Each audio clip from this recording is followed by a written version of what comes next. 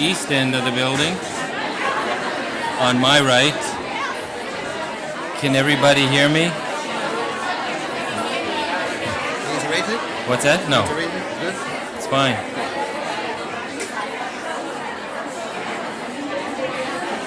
There are some chairs on this side of the room.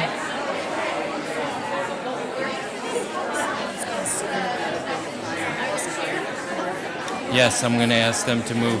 Janitor asked that we discard the candles, garbage, Yeah.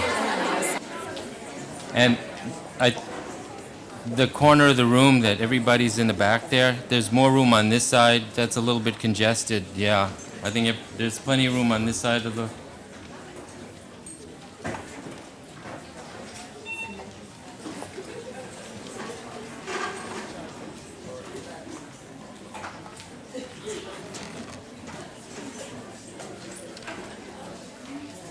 There are anybody left standing?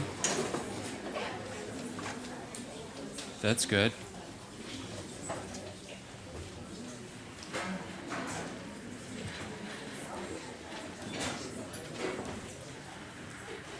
Thank you all for coming.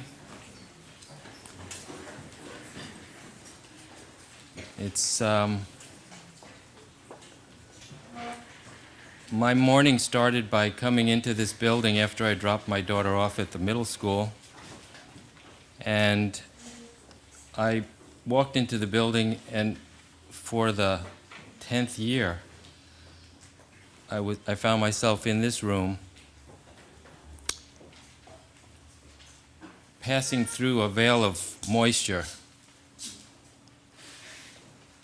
And all I could feel was my heart tugging at the images on the screen, at the candles being lit.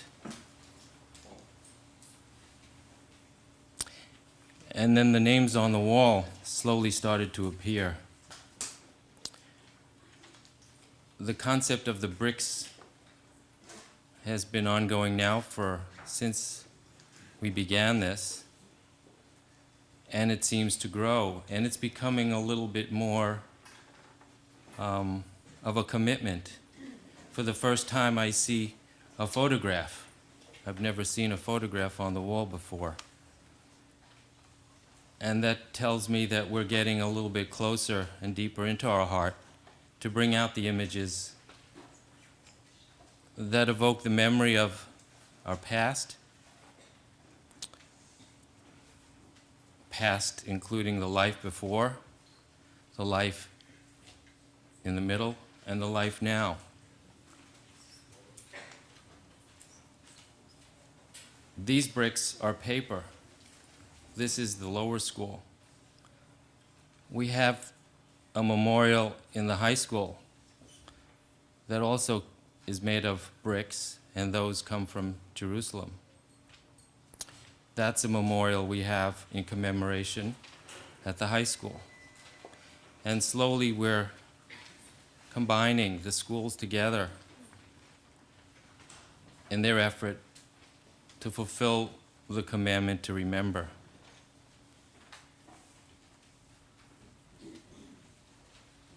There is just such a blessing in the room that everybody sitting here is fulfilling that commitment, and that we're all participating together, as Peter Geffen has put it into the beginning of the slideshow that is presented in this room, as our family. And to view each other as family, and to recognize that we have something in common. And that commonality brings us to this evening. When the brick wall was created in the Beit Midrash in the high school, there are 6 columns that go horizontally, and there are 8 that go vertically. And for a long time, I never understood what the 8 vertically meant. And it was this morning that I realized that the first 7 I can understand as being the days of the week. And finally, the 8th day is related to the 8th day of a child, a male child, being born and entering the rite of passage and entering a covenant. And to me, I finally realized that the 8th brick in the wall in the high school represents the covenant that we have with each other to remember. And in the spirit of remembrance, we've invited a family member to speak of her experience and for her to share in this evening with us what that was like. There are lots of people I'd like to thank. I would like to specifically point out, and if they would please stand, is members of the committee. If you're in this room tonight, continue standing, please. This is the group that we meet once a month and are committed to perpetuating our commitment to remembering, and so that we can leave to our children and the future generations the information that we are collecting. And I could, with gratitude,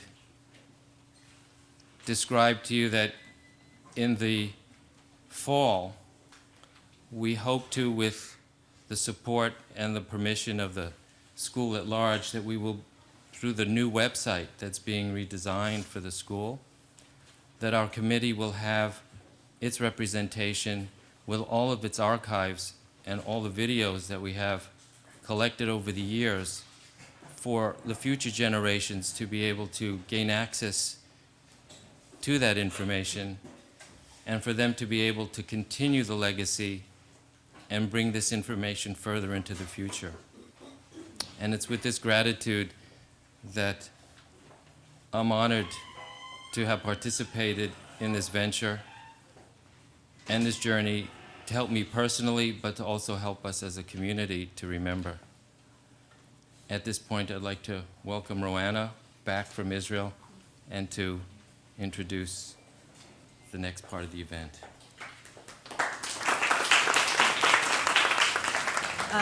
Good evening, everybody. It's particularly moving to be here tonight.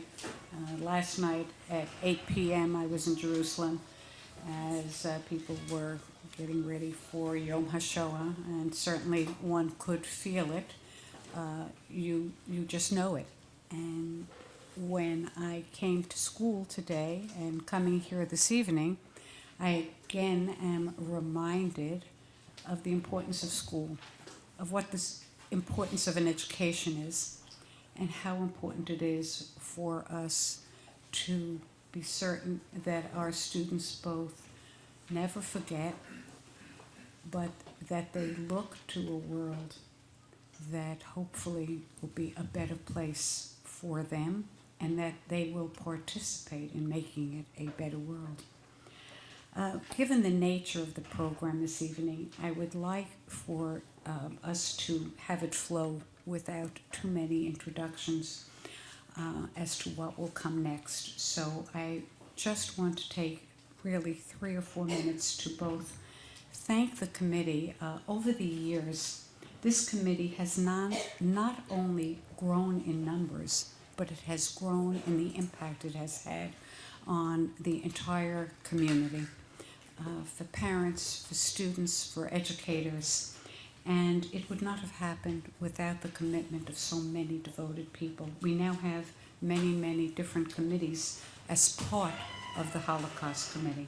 So to you, Harry, thank you so very much for giving us your passion and for sharing with us so much time and so much effort. And to the Education Committee, really headed by Eva Fogelman, to Trudy Gottesman, the Archive Committee, the Events Committee made up of Eva Stark-Zadorsky, and Leslie, tonight, of course, a special night for you with your mother being here, and very, very meaningful to us. We're delighted to have you here, Sally. and to Suzanne Weinstein, who's also part of the event committee. The website committee, which is a newly formed committee, David Fogel is in charge of that. And of course, to our own staff, our maintenance staff, Richard, and the staff, we thank them. Right after the memorial candle lighting, which will be led by Sally Frishberg and family, right after that, we will have just a slight variation in the program in that our students from the HaShoah School, the HaShoah Harmonizers, will have a presentation.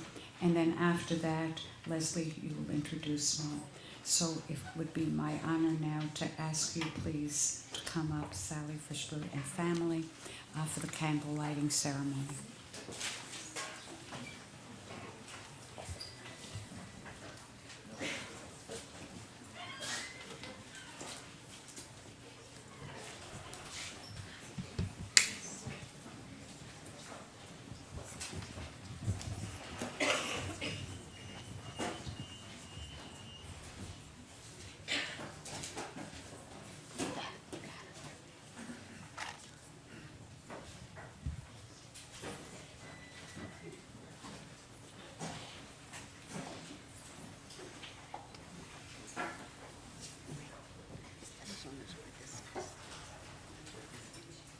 Okay.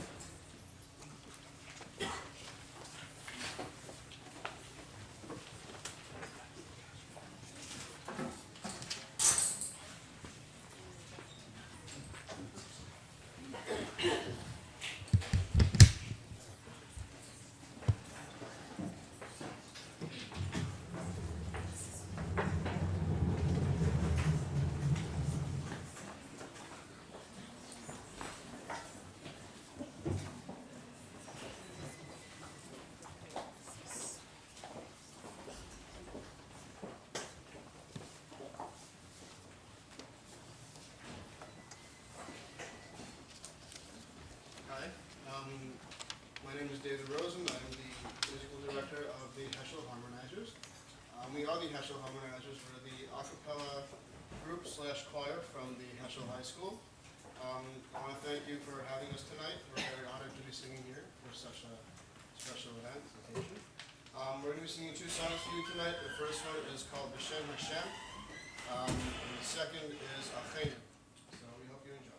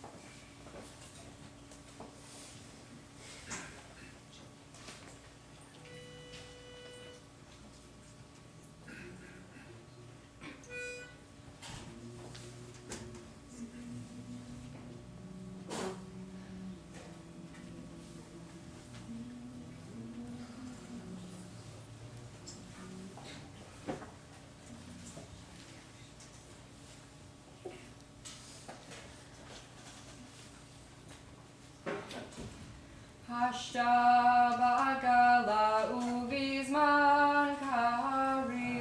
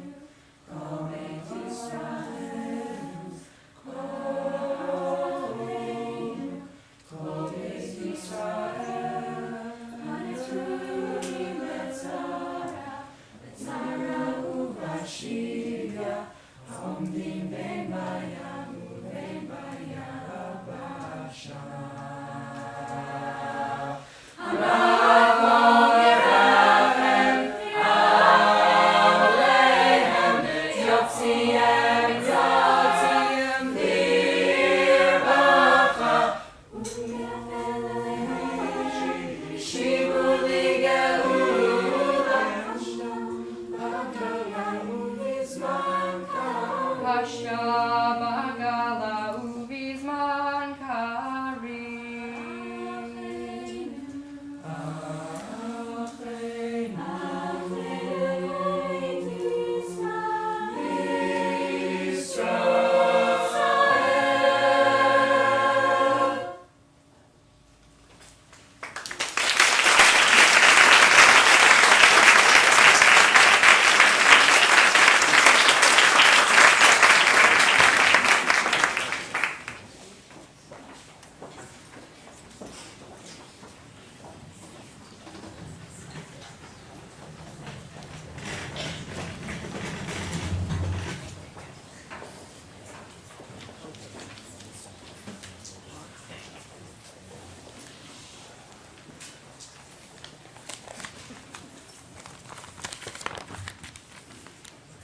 Good evening.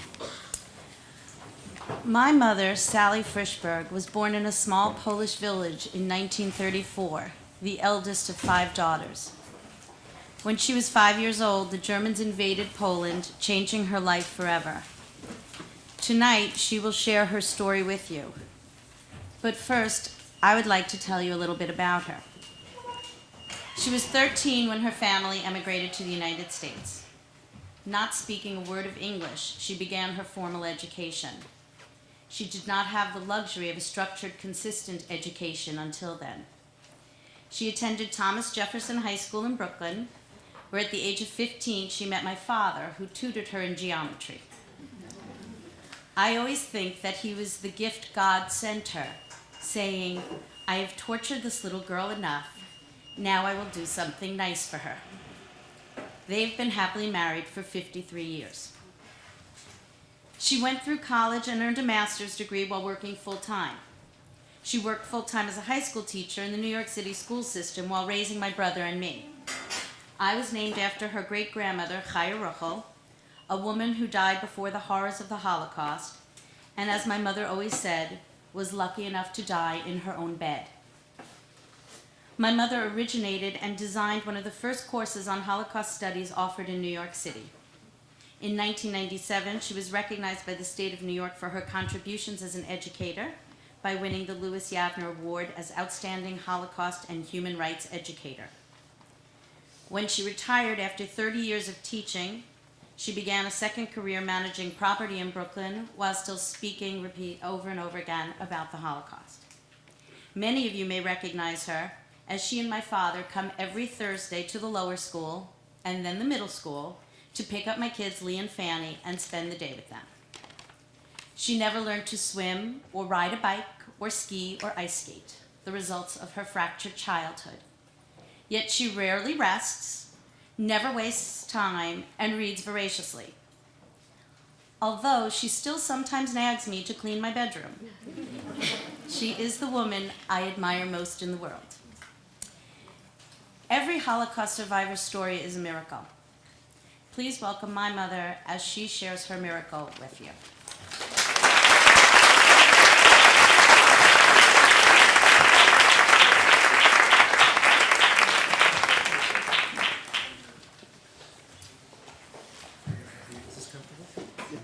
I think this is good. You hear me, right? I need help. I didn't grow tall enough because I didn't have good food for a long time. I'm making up for it now. Who knows? Next year I'll be taller. At any rate, my story begins at the age of 5, when the Nazis invaded Poland.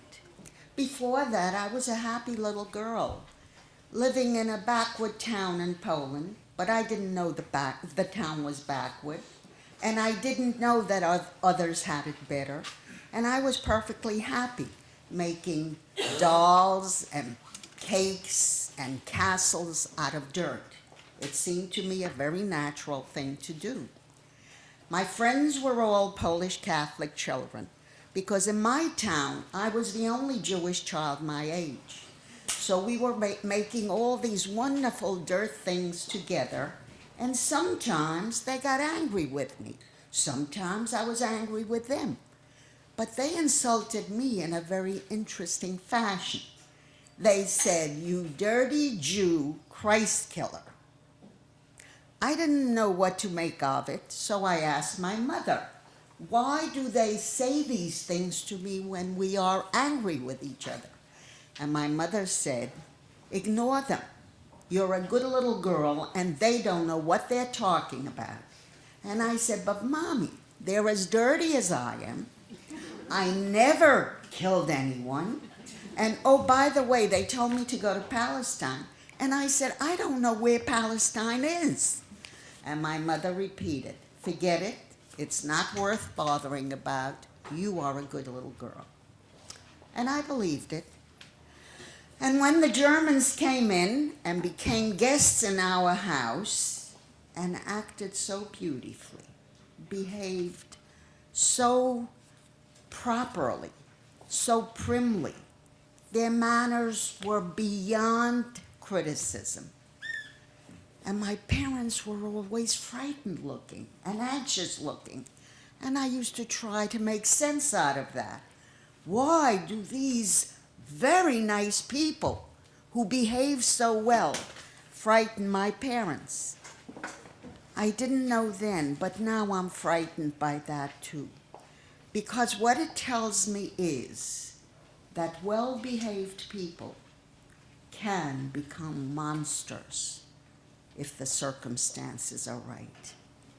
So how do we judge who the monsters will be?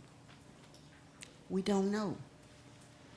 And that worries me. I'd like to give my grandchildren instructions and say, when you see this, don't do that, and so on and so forth. And I don't know what to say. The German soldiers who stayed with us had a positive impact on our lives. One in particular, a man by the name of Mr. Arnold from the city of Munich, who knew how he got to where he was because he came from where everything was happening. He played chess with my father all the time, and they spoke to each other because we spoke Yiddish and he spoke modern German, and you know that the two are very closely related. And he told my father things that became useful eventually. In a way, maybe, he told my father that the well-mannered Germans are they're in the process of becoming monsters. At any rate, when Mr. Arnold and his fellow soldiers moved on to the Eastern Front to continue the battle against the Russians, we were left without their physical presence. But Mr. Arnold's instructions stayed in my father's head. And when my father was making decisions, he was factoring in what Mr. Arnold had told him. And so when our orders came, most orders were for the entire population, 90% Catholic, 10% Jews. That was the Polish population. And most orders came for the entire population. But then some edicts were meant for the Jews only. You must turn in all your valuables to headquarters. My mother stitched her jewelry into her skirts, into the hems, and my father's dollars went into the shoulder pads of his jackets. He had dollars because he had two brothers living in the United States who, like all immigrants, tried to help the family back home. The next order came. All Jews must wear the Star of David. Why? We didn't know that this was meant to help them identify us as the victims whom they could exploit. Because, you know, we were of the white race, we talked Polish, we dressed the way our neighbors did. They couldn't tell us apart. The identity with the Star of David made their lives easier. The next order came in 1942, summer of 1942. I was 8 years old. All Jews must come to the railroad station on a given date at a given time. And my father said, we are not going. My father sent word out to every Jewish member in the region that he could reach. Mind you, reach without a telephone, without meeting Jews, because that was now forbidden. They feared that we were conspiring against them, so we were forbidden, Jews were forbidden to meet. But the word went out from my father to all the others, and he said, do what you can, but don't go to the railroad station. Even though the propaganda said that things in the East where they were taking us were going to be wonderful, my father knew that there was nothing in Auschwitz, which we now all know as Auschwitz, that was wonderful. And that our decision was not to go. The only Jewish person in our region who was not persuaded by my father was my grandfather. His father said to my father, you foolish man, why would you distrust these wonderful people? I remember the invasion of World War I and how well they treated us, how thoughtful they were, how considerate they were. They didn't hurt a soul. They did the best they could to take proper care. And now, all of a sudden, out of the clear blue sky, you decide that these bright, well-educated, cultured, progressive people can't be trusted? Why? These are God-fearing Christians. Germany was 50% Catholic, 50% Protestant. They were Christian people. Why do you not trust them? My father couldn't explain. How do you explain a hint, a look, an indication that things are not right? That's all Mr. Arnold could give. In 1941, when he was with us, maybe it was 42 already, we didn't know where we were going. And the Germans didn't really know either exactly what was happening. So therefore, my father lost the argument with my grandfather. My grandfather did go to the railroad station, and we never saw him again. We, on the other hand, ran away from home, but there was nowhere to run to because the population was anti-Semitic, deeply anti-Semitic. They weren't going to help us. Some who were not anti-Semites wanted the things that Jews would leave behind.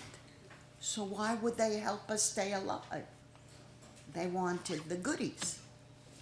Some were truly afraid. There was good reason to be afraid. And so no one would help us. And we left home and went into the fields. The fields had huge stacks of grains built into sort of round heaps. We approached those heaps of grain. We dug holes on the bottom. We got in there, and that became home for the day. Every night we got out.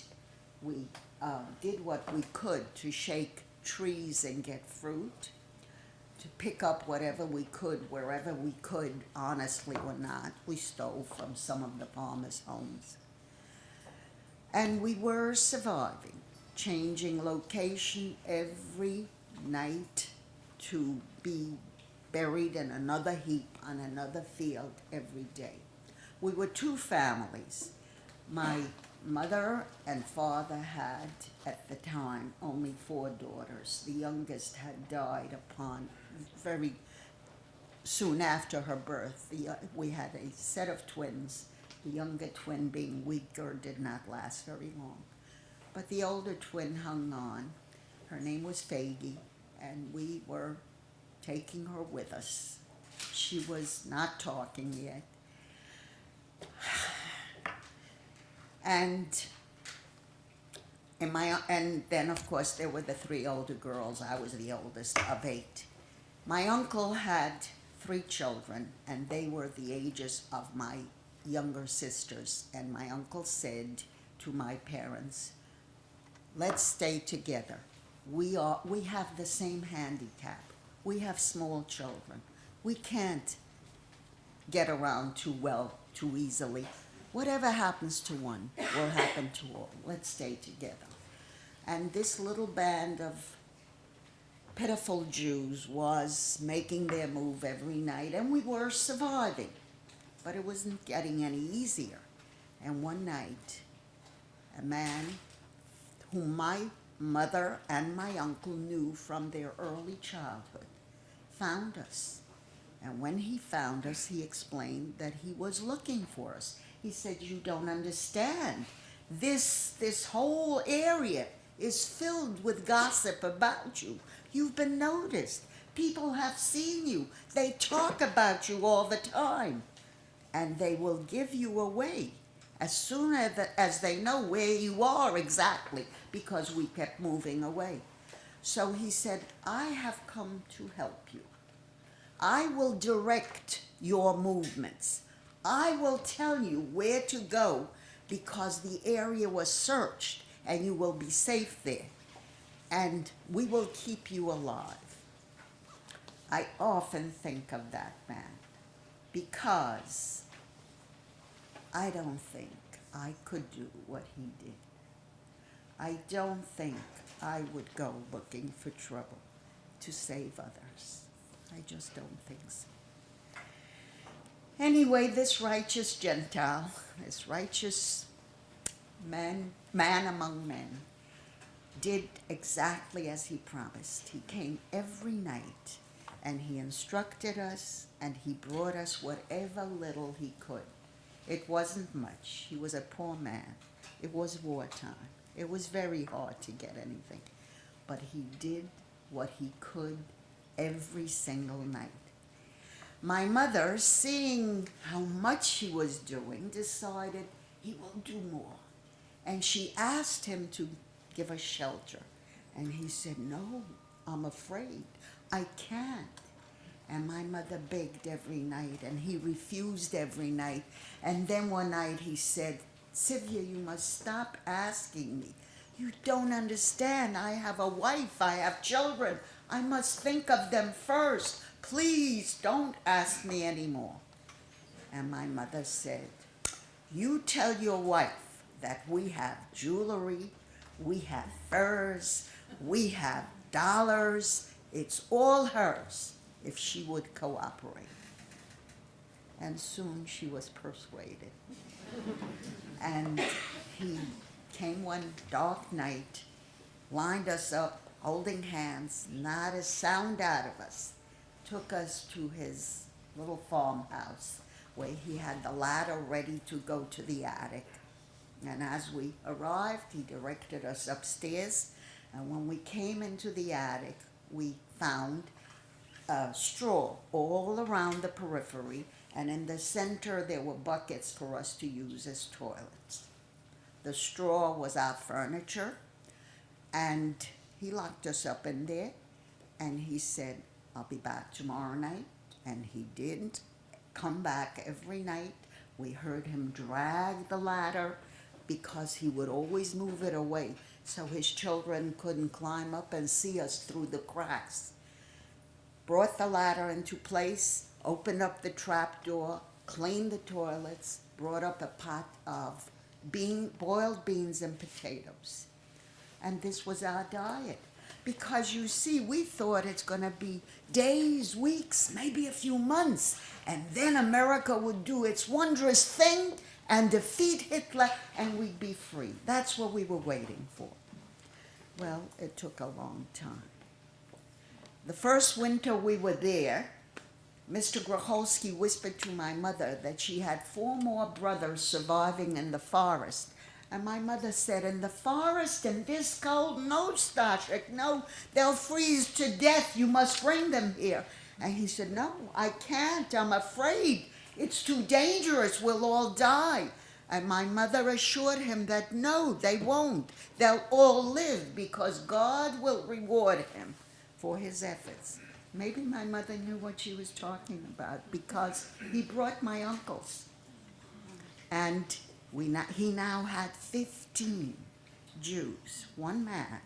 The rest of the world does nothing for the Jews, nothing. But Stanislav Grocholski does all that he can.